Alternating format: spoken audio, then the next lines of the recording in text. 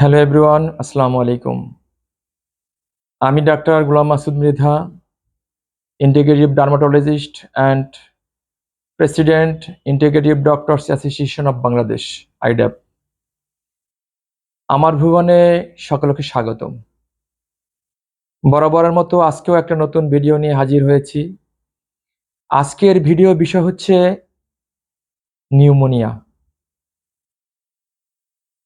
আজকাল এই ঠান্ডা, এই গরম এর মধ্যে আমাদের সব হসপিটালেই নিউমোনিয়ার ভাগটা বেড়ে গেছে।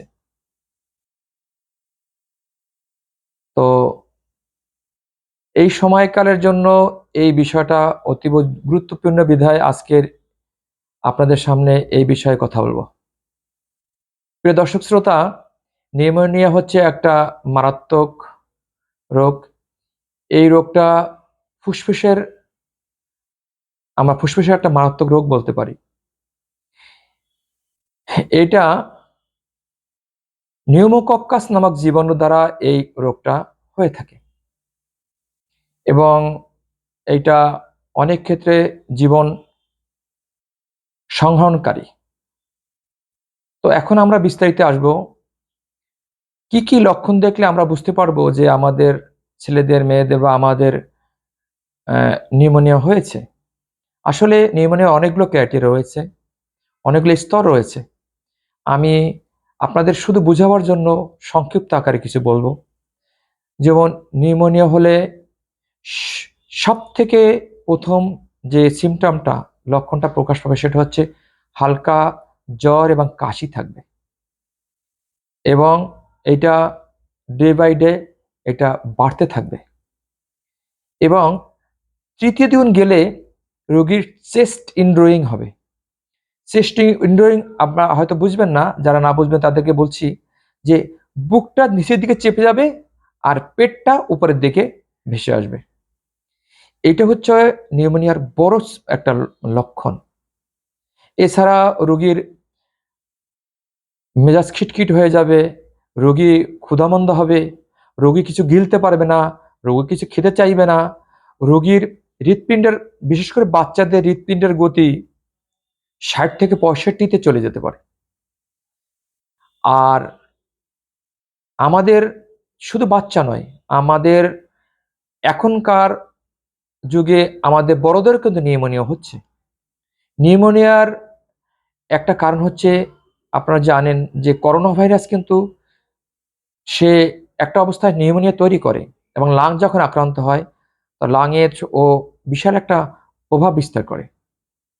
বিভিন্ন কারণে এছাড়া নিউমোনিয়া ডেভেলপ করতে পারে, কিন্তু এই নিউমোনিয়াটা বাচ্চাদের বেলায় বেশি হয়, বড়দের বেলায় এটা কম হয়। এখন আসি আমরা চিকিৎসায়, অ্যালোপ্যাথিক চিকিৎসায়। আসলে চেস্ট ইনড্রয়িং হলে আমাদের আসলে চেস্ট এক্সরে করে, এক্সরে পিএ ভিউ করে আমরা দেখব যে আসলে লাংয়ের কি অবস্থা, কত পার্সেন্ট সে আক্রান্ত হয়েছে এবং ওর উপর নির্ভর করে আমরা ব্লাড সিবিসি করাবো, টোটাল ইসোনিফিল কাউন্ট করাবো। এগুলো করে আমরা একটা সিদ্ধান্ত নিব যে আমরা কিভাবে ট্রিটমেন্ট করব। তবে নিউমোনিয়া আক্রান্ত হলে ঘরে বসে ট্রিটমেন্ট না করাই উত্তম। আর যদি প্রাথমিক অবস্থায় থাকে সেসব ক্ষেত্রে ব্যবস্থা নেওয়া যেতে পারে। প্রিয় দর্শক শ্রোতা, আমরা সাধারণত যদি খুব সিভিয়ার হয়, সেপ্রিয়াক্সন 1 গ্রাম অথবা 500 অথবা 2 গ্রাম পর্যন্ত আমরা ব্যবহার করতে পারি বিডি ডোজে, বয়সভেদে হয়ে থাকে। যদি শ্বাসকষ্ট থাকে, ডক্সিফাইলিন আমরা ব্যবহার করতে পারি। আমরা রোগীর যদি কাশি থাকে, আমরা স্বল্প মাত্রায় পিউরিসাল অথবা লিবোসালবিউটামল আমরা ব্যবহার করতে পারি। তো সবচাইতে সিভিয়ার স্টেজে আমাদের বেশি প্রয়োজন হয় আমাদের পেশেন্টদের অক্সিজেনের ব্যবস্থা করা এবং তাকে পুষ্টিকর খাবার অথবা ভিটামিনের ব্যবস্থা করা।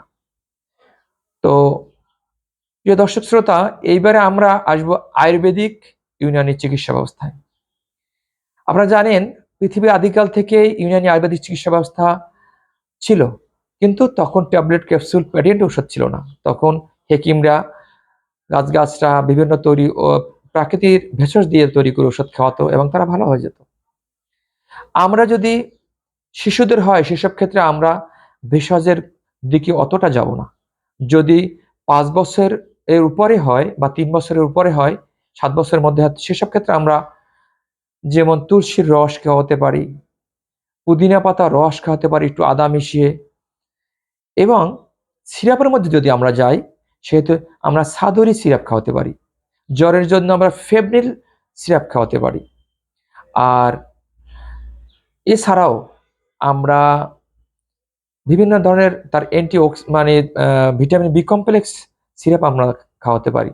যেমন আমরা অরেঞ্জিন সিরাপ আছে, অরেঞ্জিন হামদর্দ কোম্পানির, এটা কিন্তু আমাদের লো ডোজে আমরা বাচ্চাদের দিতে পারি। আপনারা জানেন যে বাচ্চাদের ব্যাপারে অনেক বিধিনিষেধ আছে, অনেক ওষুধ খাওয়ানো যায় না, সেহেতু বাচ্চাদের ব্যাপারে আমাদের অতিমাত্রায় সতর্কতা অবলম্বন করাই শ্রেয়। যদি আমরা এখন আসি কিছু উপদেশে, আমরা অবশ্যই মাথায় রাখবো, যদি রোগী কোনোভাবেই স্যাঁতসেঁতে অবস্থায় বা জায়গাতে আমরা রাখবো না, কোনোভাবে ঠান্ডা খাবার দিব না। রোগী জানি ঘামে, সে ঘামটা জানি শরীরের মধ্যে আবার বসে না যায় সে ব্যবস্থা করব। পাতলা কাপড় গায়ে জড়াই দিব, কখনো মোটা পুরু কাপড় দিয়ে তাকে আবৃত করে রাখবো না। তাকে পুষ্টি চাহিদার জন্য নিয়মিত তাকে হরলিক্স বা ভিটামিন সি জাতীয় জুস আমরা দিতে পারি, তবে সেটা অবশ্যই অর্গানিক হতে হবে। এটা কৃত্রিম জুস দেওয়া যাবে না। গরম খাবার আমরা দিব, গরম কাপড়ে রাখবো।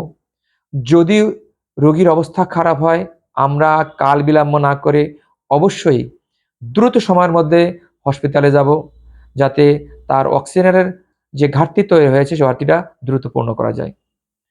তো প্রিয় দর্শক শ্রোতা, আজ এই পর্যন্তই। আবার দেখা হবে নতুন কোনো ভিডিও নিয়ে। সে পর্যন্ত সবাই ভালো থাকবেন। আল্লাহ হাফেজ।